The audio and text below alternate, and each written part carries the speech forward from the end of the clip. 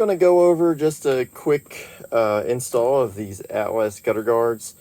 They're from Lowe's. I kind of did some reviewing on Lowe's website and of a bunch of these different brands. And this seems to be the best for the cheapest. I think I spent about $70 a box with this, and you can see it comes with 33 feet. So I had to get a bunch.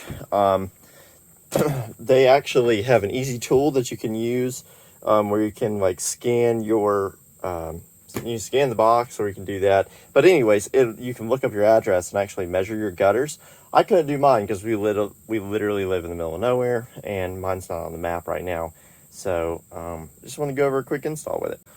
So to go over real quick what this comes with, you know, you're going to get 11 pieces. They're all 36 inches by 5.5 inches. They come with a little key socket that you can put into your impact. It's a 1/4 inch drive that'll allow you to put everything in there quick. They come with a bunch of screws, and this is what they look like. So they are malleable, so you can bend them. They also come with a 3M tab on the back. It's like a tape where you can peel it, and the instructions say that either one, you can peel the tape and just apply it like that, or two, you can screw it down. But what I've found is that if I can, I'll do both depending on the area.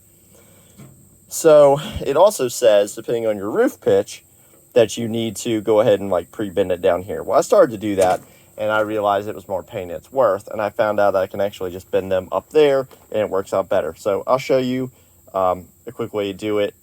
For those of you who don't have a steep roof pitch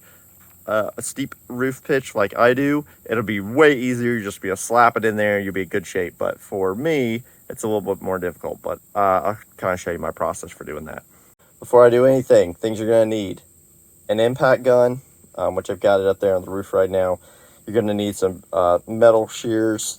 You can get these, you get Lowe's. They're just some I already had sitting around. It'd be my suggestion that you get yourself a tool belt, so you can save yourself some time. You're also going to want gloves. I tried to do this without gloves, and it ate up my hands. Probably going to want a ladder for this, even if you don't have a steep pitch. It's way easier to work off the ladder. This is just a little giant. All right, so first things first. See, I've got my nice little impact gun there. I've already done the entire other side of the home, and this is just what I've done. When they installed these gutters, that was not me. They did not do a great job, so it's got a little bit of curve, but I'm working with it. So I have a very steep pitch, as you can see. It's very steep. And I use this rag as I go along. I set it down at the very end of my last one, so it hangs over the gutter line, so I knew exactly where I can set my ladder. Otherwise, you're kind of clueless. You kind of keep going around trying to find where you need to go. So with these, you see this, there's a thinner side right here, and there's a little bit thicker side. So that thicker side is what goes down. There's a little bit of overlay on the end, so it can overlay on your last panel. So first thing that we need to do is we need to get this kind of up under this skirting. Let's see if I can show you what it looks like up under there. So you see it's got just that white edging, right? So it'll be fine once it gets in there. It does not fit this steep roof pitch angle just automatically. We have to bend it to that, but we can kind of shove it up in there first to get it to where we can properly bend it. All right, so I'm gonna try to do this while holding this, but it's gonna be a little more difficult. So I'm gonna start with this right edge. I'm gonna kind of get up under there. I'm gonna grab this, make sure I don't drop it. I'm gonna get this edge, if I can, up under the roof line. Yep, just like that, onto that white piece that you saw up under there. It's a little bit tricky. It's way easier with two hands, so I'll say that. See, so once you get one side up, you just have to work it in if you can. So we got this side in. So now you have to work this side into place. Make sure it doesn't come out on you. All right, so then what I do is you want to get this corner and this corner flush. Sometimes this little mesh right here will be bent down in a weird way, so you have to flatten it. Sometimes I'll just flatten it like that, and I'll push it all the way to where it touches, just like that. Okay, so then here's the other key to this. You can see on this edge right here, this lip, that needs to be flush up against that. So you see that little lip right there? It needs to be flush. All right, so then we'll make sure we go ahead and bend up this little side, this corner piece, so it's flat for the next piece. And then, see, it's at a weird angle right now, so it's not gonna work properly. This needs to be flush with the gutter line. So you can see how that one's flush right there, and this one's not yet. The next thing is you grab your gloves. It's better with two hands again. Bend this to match this, so it's flat on the gutter line. All the way across. Down, down, down. All right, so now you can see you've got a nice flat edge all the way across.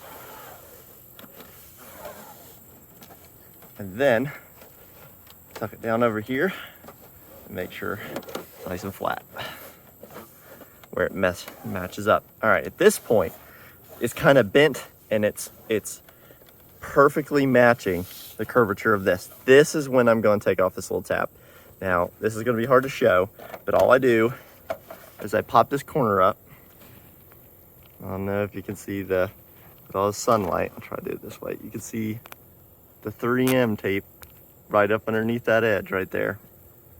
So what I do is, and this is why it's best to have a little tool belt. You can get your pliers, and then you can peel it. All right, so I just put that first one in. I'm gonna try to show putting them in, but either way, I like to put one on the corner, one in the very middle, and one down here.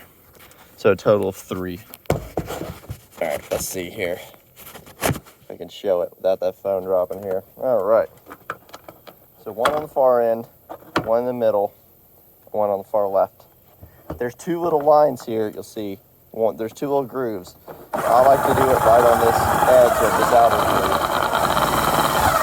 groove. That way I make sure it gets the gutter. And when you're putting it in, don't use too much pressure, because it's almost like you strip it, and then you're not really going to have much pressure. So if you go nice and slow,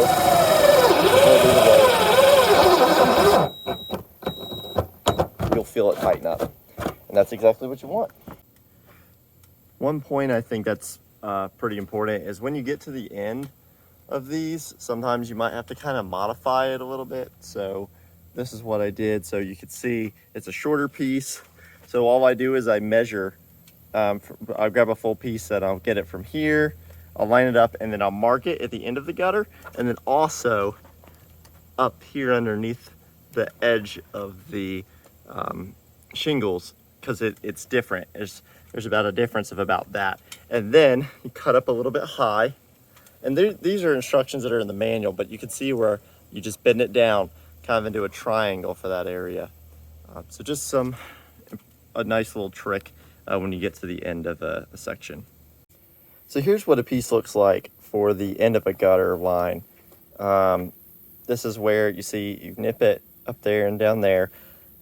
There are instructions that you can angle cut this end piece, but I just found that it's easier to square it off. It gives you a little more flexibility and room, so you don't accidentally overcut it or get your angle wrong, and it gives you more to cover up. So once it's in there, once you're about to tuck it in there, you can just bend it, just kind of like you saw in that last video, and then go up in there just like that, and it keeps everything nice and flush, and gives you a little extra room right there on the edge to prevent things from coming in. And I just like it like that way. I think it works pretty well.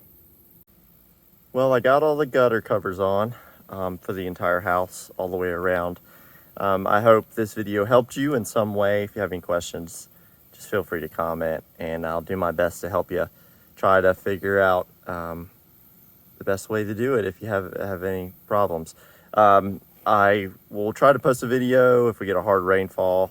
We had one just the other day, and to be honest with you, they worked really well. I was pretty happy with them. I just didn't get a chance to film it.